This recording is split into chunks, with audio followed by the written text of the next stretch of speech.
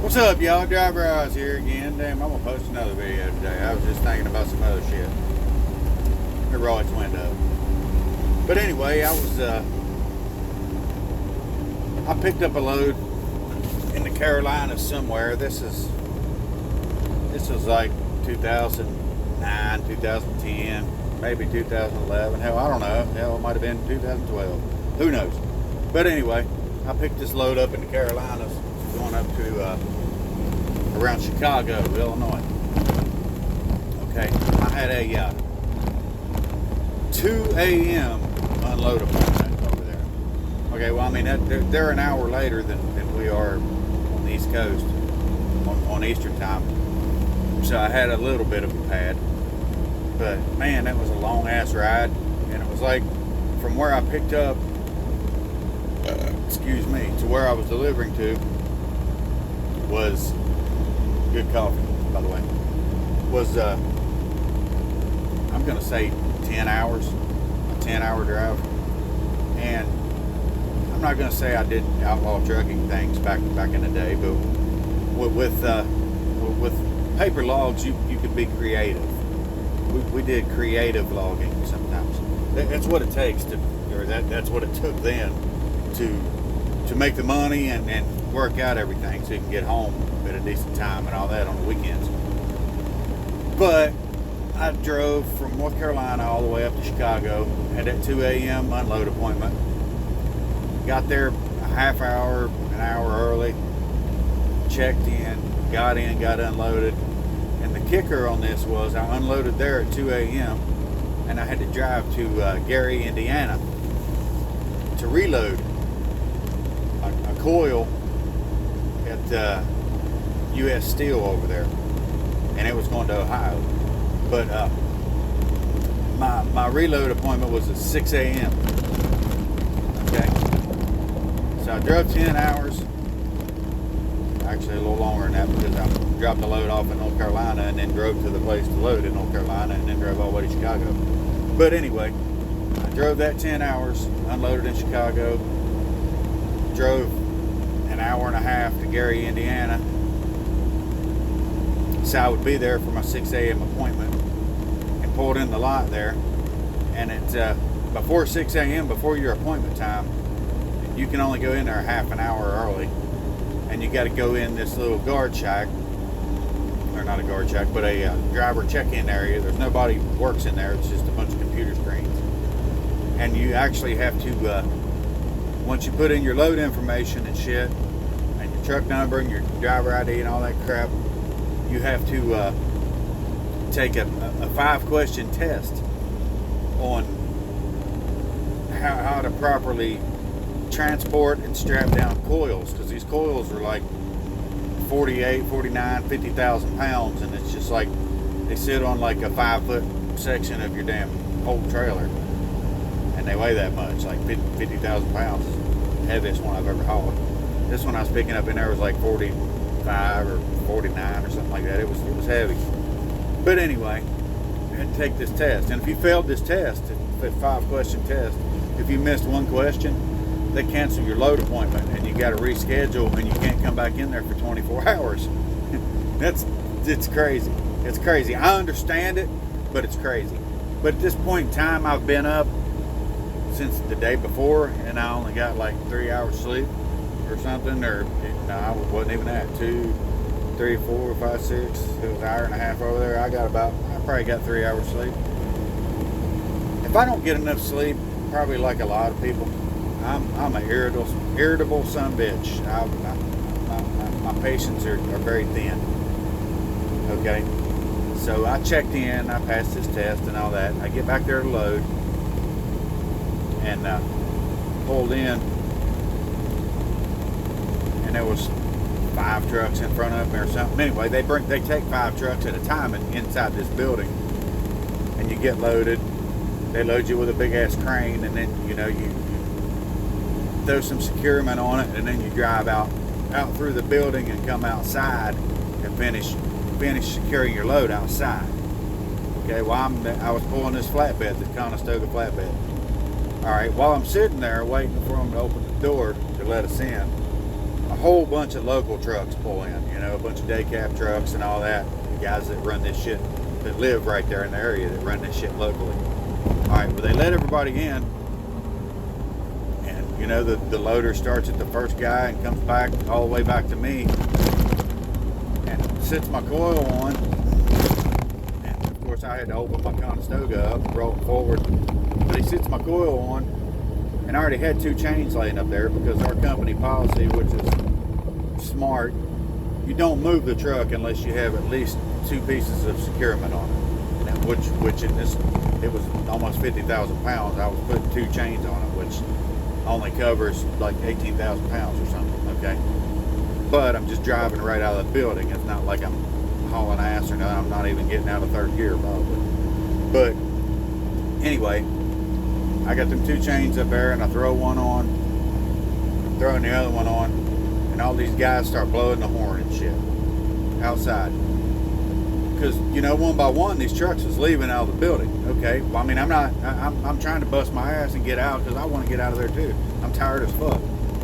So this dude decides to get out of his truck and come to the bed of my flatbed. He came in the building to the bed of my flatbed and said, "What are you doing? You need to get the hell out of the way. You're loaded. You need to go." And I was like, "Well, I got to put two chains on. You know, I already had one on, and then this guy stopped me, you know, wanted to talk while I was in the midst of hooking the other one on. I mean, it wouldn't took 3 minutes, you know, to put them 2 chains on and tie them down decently tight and roll out. You know, I had to roll my curtain back because there's big ass high beams and purlings and shit in that building. And when your curtain was rolled all the way forward, it's like a big tarp and it flops out on the side, so you can't see your trailer at all. If you're trying to drive with your damn curtain open, you're going to hit something.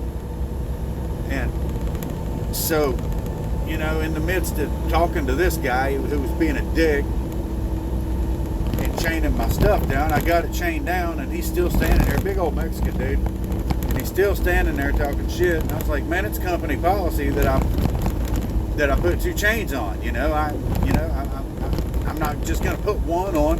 He was talking about just throw a strap across the top of the son of a bitch and pull out. And I was like, no, I ain't doing that. I like me. And I always load my coils suicide, so if that thing slips out of that strap, it's going to run over my ass, you know, or it's going to come off the back of the trailer. One of the 2 things is going to happen. So, you know, I want 2 chains on it, just because, and that's our company policy. So he's like, well, if you work for my company, I would fire your ass. And I was like, well, it's a good thing I don't work for your company. So I get done, you know, going back and forth with this dumbass, and I go up and grab my my curtain, which is on rollers and shit. It's just like looks like a box fan whenever it's closed. But I'm rolling that backwards, and he jumped out of his truck again, you know. And he just got in the truck, and it takes me a minute and a half to roll this damn thing up and, you know, partially secure it where I can see around it and get out of the fucking building. So he comes running back up here, and he's like, "It says you're not supposed to tarp in here." I was like, motherfucker, I ain't tarping. I'm just rolling my curtain back. You know, rolling it back here so I can latch it and get the fuck out of y'all's way. And he's like, oh, well, you're just bullshitting around. You're taking forever. And man, I ain't even been in this building 10 minutes already. Okay, since we all pulled in. And God, I was pissed off because I didn't get no sleep, for one. And no offense to people up north, but I cannot stand their fucking accent and their attitude, man. I'm born and raised West Virginia, Florida, Texas, South area. Okay, I cannot stand these assholes' attitude and their fucking accent. You know, it drives me nuts. But anyway, I'm getting pissed off, so I just, you know, half-ass shut my curtain, latch it on the bottom so it's not moving around everywhere, and hop in my truck, and I'm pulling out, and all these guys is on the CB. One dude in particular, he's like talking all kinds of shit. Oh, we could have done been in there, but we got this guy that don't know what the fuck he's doing up here, totally chaining his load down and all this, and I just put 2 chains on the fucking 50,000 pound coil. You know, I was just trying to be safe so I didn't kill nobody or myself. And it's company policy, I'm going to say for the fucking 10th time. So that pissed me off even worse. So I'm on the CB talking back and forth with this guy. And this guy's telling me all this bullshit. He'd whoop my ass, and he needs to come and somebody needs to show me how to chain my load down. And I was doing stupid shit and all this and that, man. And I'm driving out of the building and I'm talking back and forth with this dude. And I'm like, all right, man, look here. I'm going to be right outside the fucking door, pulled over on the shoulder on the side of the road while I finish securing my load and shutting, closing my curtain up and all this shit. I'm going to be right there. When you pull out of this building and you feel fucking froggy, you step in my goddamn trailer and show me how to fucking chain this load down and explain to me what the fuck I'm supposed to be doing. At this time I done loaded out of this place 10 or 15 times. I know what the fuck I'm doing, and I wasn't jacking, I wasn't wasting time. I was on top of it. I don't know, them guys just pissed me off, man. But you know what? I got out there, right outside the door, like I said. I secured my curtain so it wasn't blowing around because it was cold and snowy. And chained my entire load down. Got everything secured. The trucks came out of that fucking building one by one. Not one of them assholes stopped. Not one of them assholes stopped. Not one. They rolled on out. You know what? They secured all their shit inside the fucking building. So what was the deal? I didn't understand that at all. But I was so pissed. But I was super tired, man. I left out of there. And it's a hellacious ass plant, man. It's as big as a fucking city, that plant is. If you ever been to the U.S. Steel plant in Gary, Indiana, you know what I'm talking about. That son of a bitch is huge. I've got lost in there before. I've got lost in the fucking steel plant, driving around. Didn't know where I was going. That was around the first couple times I was ever in there. But, man, this shit was crazy. But I was so tired. I rolled out of there, and I was still on their property, actually. And there's a bunch of big, wide parking lots and shit all over the place. And I parked, and it took me like a 6-hour nap.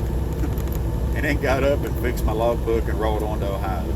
But that was just another trucking story I'd like to tell you, that I wanted to tell you fellers and fellerettes about. And that's all I got. Pina coladas, y'all. Driver Oz. Later.